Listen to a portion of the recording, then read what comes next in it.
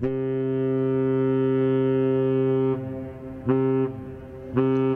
Lakes Fleet, owned by the Canadian National Railway, is home to a group of freighters that are very popular amongst boat nerds everywhere.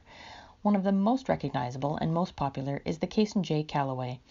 Built in 1952, she was originally a straight-decker boat and smaller than she is now at only 647 feet long. She sailed on her maiden voyage on September 16, 1952, making her way to Duluth to take on a load of iron ore. Her life could have been cut short in 1955 when she was involved in a serious accident on the St. Mary's River.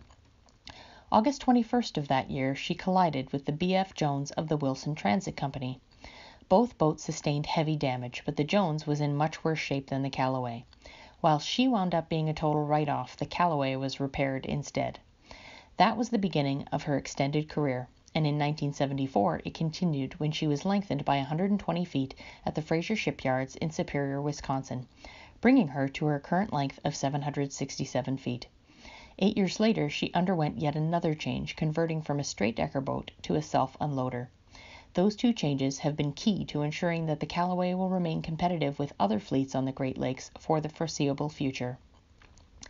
In 2002, she was back at Fraser one more time, where more work was done, including an extensive rehabilitation and upgrade to her steam engine. Automation tools were added, which then allowed control of the ship to shift to the forward pilot house. She remains today as being the only automated steam-powered engine on the Great Lakes. In 2016, the Callaway almost had an additional crew member join them in Two Harbors, Minnesota, as a bear cub decided it might be a good idea to climb the draft board of the boat and maybe become a stowaway on board.